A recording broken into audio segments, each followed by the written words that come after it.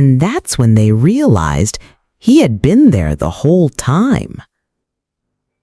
The sound of rain on tin roofs, the slow hiss of car tires gliding over wet asphalt. Through the curtain of drizzle, a shadowy figure stands, motionless, at a lonely bus stop. His fur is matted, a patch of white around his muzzle that wasn't there years ago. He's thin, older now, but his eyes never move from the same stretch of road. 9 years. That's how long this dog has been coming here. Same spot, same time, every single day. Waiting for someone who never came back. But here's the thing. No one in town ever tried to take him in for long. They'd feed him, sure. Some even set out water bowls. But adopt him? No. Because the last person who tried, well, something happened that nobody's ever explained. And yet, I couldn't walk past him anymore without asking the question, why? Why was he still here? And what or who was he waiting for? My name's Mara. I retired from teaching 5 years ago, moved back to the coast, and bought a little weather-beaten house just a few streets from the water. Every morning, I walk the same route, past the diner that smells like fried dough, past the rusted mailboxes with names half worn off, and finally, past that bus stop. And every morning, he's there. The locals call him the old boy. I learned later his name was Shadow. He doesn't beg, doesn't bark, just sits, facing that road that disappears into the hills, tail tucked neatly around his paws. I tried speaking to him once. "Hey, buddy."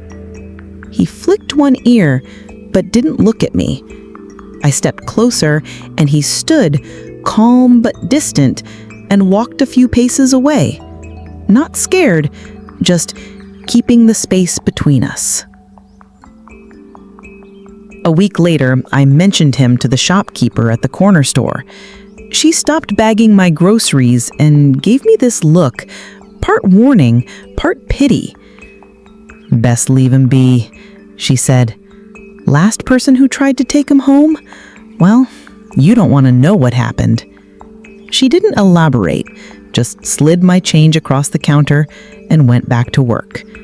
And just like that, the question stuck in my mind like a burr. I started asking around, carefully, at the post office, at the diner. Most people shrugged, some muttered, "He's waiting." Only one man, old fisherman named Gus, said more than that, "Oh, my cup of coffee." Dog like that, you don't see it much anymore, he told me. Belonged to a man named Daniel. Good man, lived here all his life. They were inseparable. That mutt followed him everywhere, even out on the boat sometimes. Gus's eyes drifted to the window, where rain streaked the glass. He didn't explain further, but in that pause, I knew there was a story under the story. And I also knew I wasn't going to be able to walk past that bus stop again without trying to find it. The next morning, I decided to do something different. I left my walking route early and went to the cafe on the harbor where Gus sometimes sat. He was there, nursing the same chipped mug he always used. "Tell me about Daniel," I said. Gus leaned back, studying me for a long moment, like he was weighing whether I was the kind of person who could handle what he might say. "Daniel was a fisherman," he began. "Quiet man, but when he laughed, you could hear it clear across the docks. Shadow, he wasn't just a pet. He was Daniel's shadow in every sense. They rode together in Daniel's old red truck, sat together at the pier while nets were mended, even went out to sea together on calm days. That dog Gus said with a faint smile, would sit on the bow like he was captain of the boat. But then Gus's face hardened. One day, the sea turned faster than anyone expected. Squall came out of nowhere. We never saw Daniel or his boat again. I glanced toward the bus stop in my mind, picturing Shadow sitting there in the years after. And that's when Gus said something that made my breath catch. He watches that road because that's the same road Daniel always took back into town. He's not just waiting, he's looking for that truck to come round the bend. That evening, I left a bowl of food by the bus stop. Shadow wasn't there when I set it down. The next morning, the food was untouched, but sitting beside the bowl was a seashell. Small, pale, worn smooth by the waves. It was strange enough to make me pause, but not enough to feel like more than coincidence. Until the same thing happened the next day, and the next. By the fourth morning, I picked the shell up and turned it in my hand. It was warm from the sun, faintly smelling of salt. I asked Gus about it later. He just shook his head and said, "He's been doing that a long time. No one knows where he gets them." One late afternoon, I decided to follow Shadow at a distance. He left the bus stop just before sundown, heading not toward the town, but toward the dunes. The air smelled of kelp and brine, gulls wheeling above.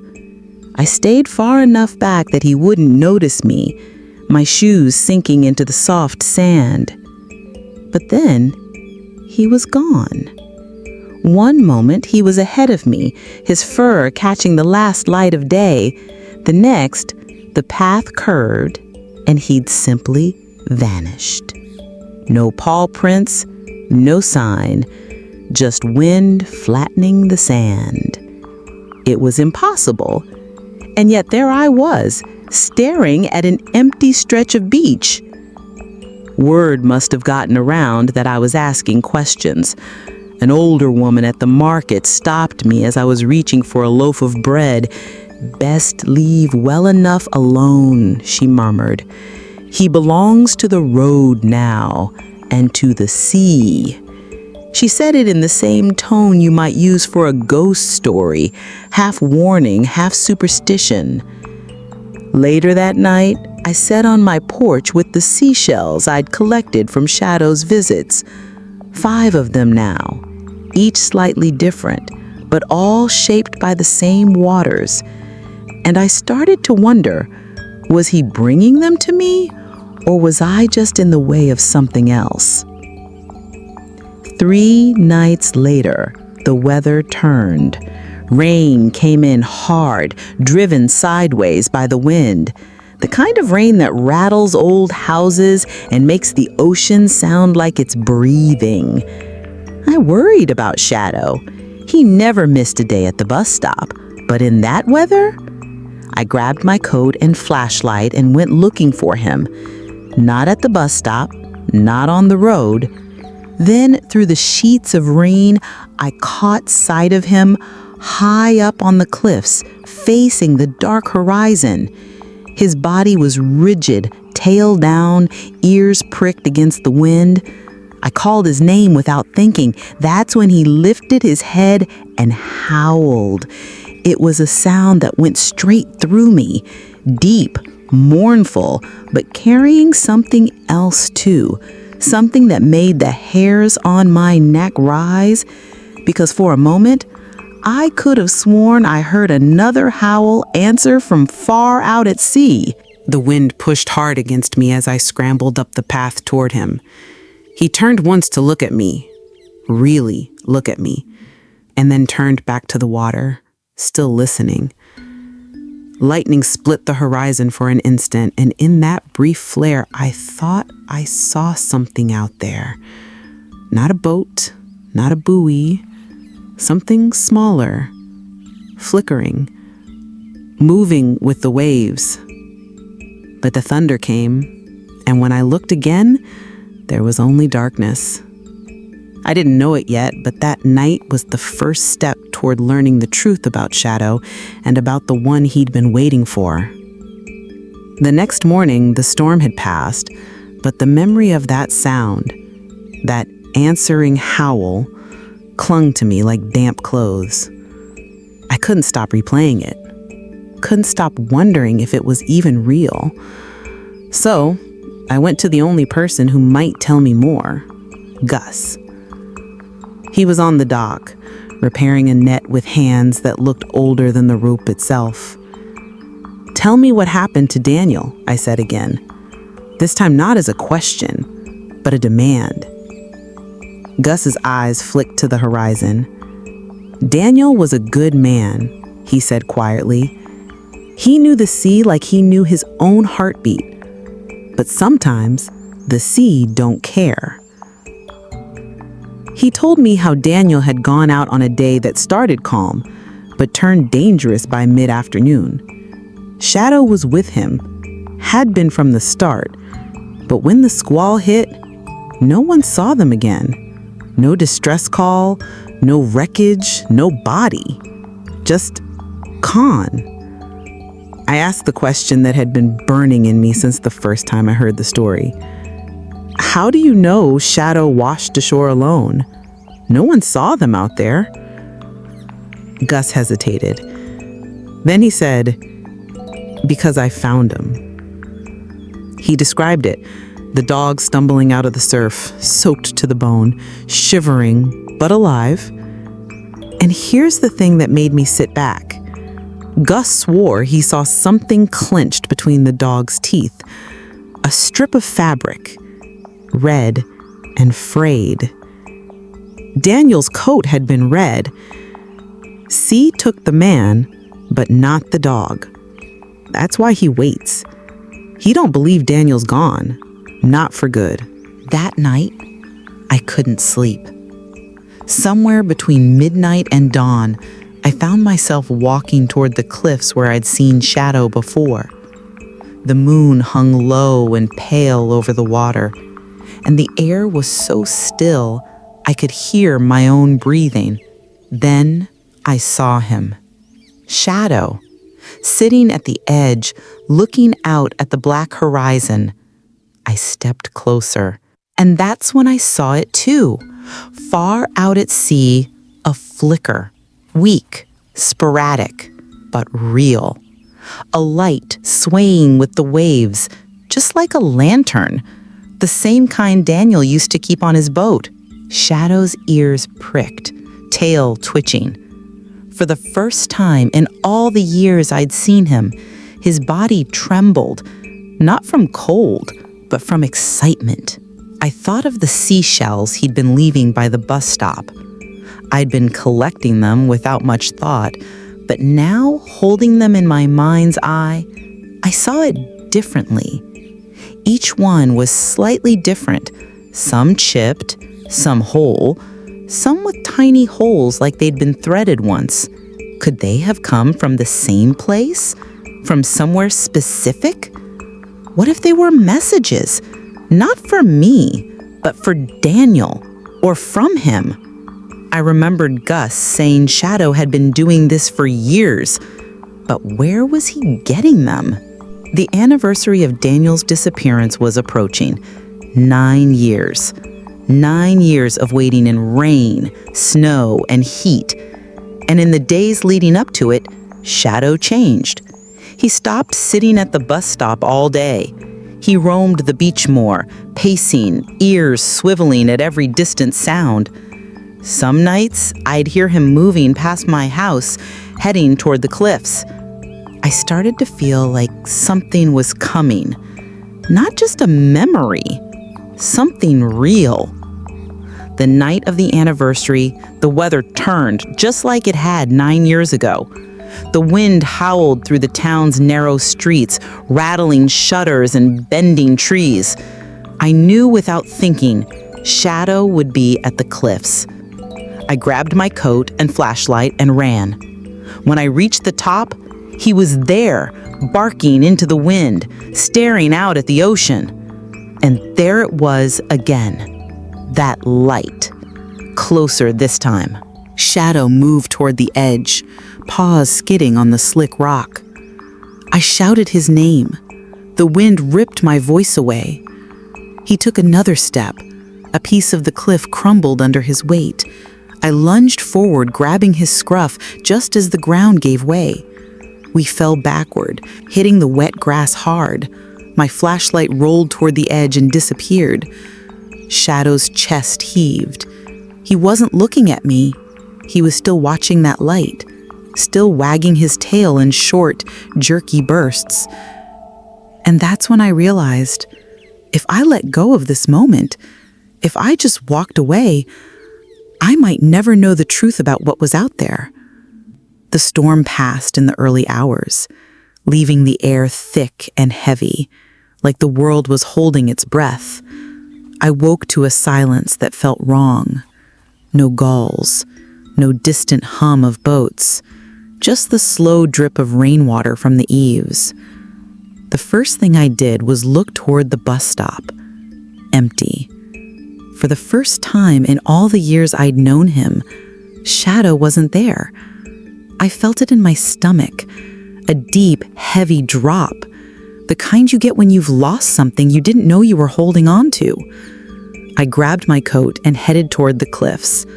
My boots sank into the wet grass as I climbed, but when I reached the top, there was nothing. No paw prints, no sign of him at all. Panic started to settle in. I searched the beach, the dunes, the little alley behind the diner where he sometimes passed. Nothing.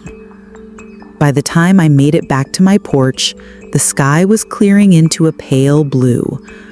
I didn't expect to see him, but there he was. Shadow, lying curled up by my door. His head lifted when he saw me, and for the first time, he wagged his tail without looking toward the road. That day, Shadow didn't go to the bus stop. He didn't stand in the rain, didn't watch the curve in the road. Instead, he followed me inside. It wasn't hesitation. It wasn't caution. It was as if he'd already made his decision. I fixed him a bowl of food and set it down in the kitchen. He ate slowly, pausing now and then to glance at me, not searching for someone else, not waiting for footsteps that never came, just here. The seashells sat in a little pile on the table. I added one more to it that night, the one he'd brought me just before the storm. Weeks passed. Shadow grew used to sleeping by the fire, to greeting me at the door, to curling at my feet when I read in the evenings. One morning, as I drank coffee on the porch, I thought back to the very first time I'd seen him, standing at that bus stop, watching the road, unmoving. And I realized something. The words Gus had said, "He's waiting," they were still true. Only now, he wasn't waiting for a man in a red truck. He was waiting for me. It was summer when it happened. The air was warm and the waves were gentle.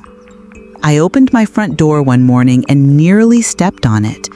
A single seashell, perfectly white, resting on the porch boards. I knew I hadn't put it there. And Shadow, now slow with age, hadn't been to the beach in weeks. I picked it up. It was smoother than any of the others, lighter somehow. And holding it in my hand, I couldn't shake the feeling that it was a gift. Maybe from the tide, maybe from the sea, or maybe from Daniel. That night, Shadow lay with his head on my lap, breathing slow and even. The sound of the waves drifted in through the open window. I thought about the years he'd spent at that bus stop, the storms he'd endured, the curve in the road he'd never stopped watching. Some bonds aren't broken by time. They just change shape. And maybe, just maybe, the ones we think are lost find new ways to reach us. If this story touched you, you belong here. Subscribe for more.